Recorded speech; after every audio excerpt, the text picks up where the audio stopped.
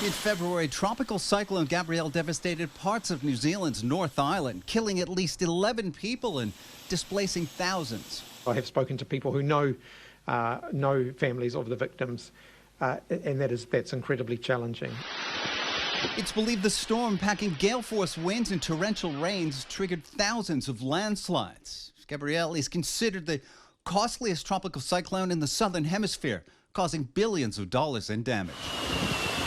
Vanuatu suffered a double punch the following month from two successive cyclones, Judy and Kevin, within 48 hours.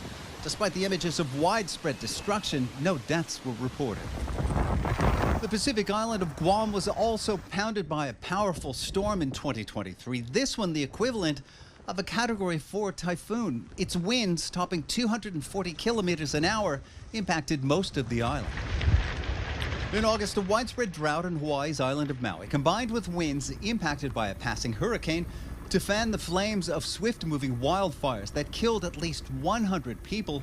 Oh, that day is horrible. And left the historic town of Lahaina unrecognizable. Initially, hundreds of people were unaccounted for.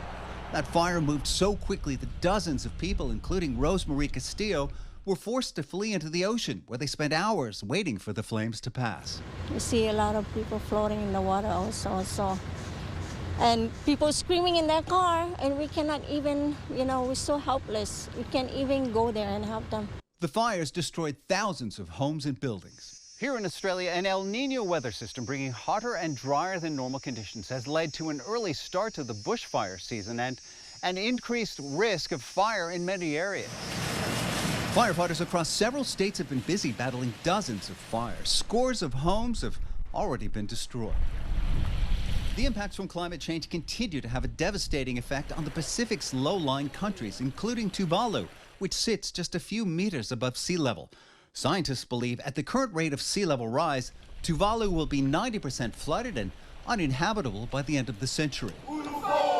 With that dire future in mind, Tuvalu signed an agreement with Australia earlier this year. That includes allowing Tuvalu's residents facing displacement from climate change the ability to resettle in Australia. Greg Navarro, CGTN, Sydney.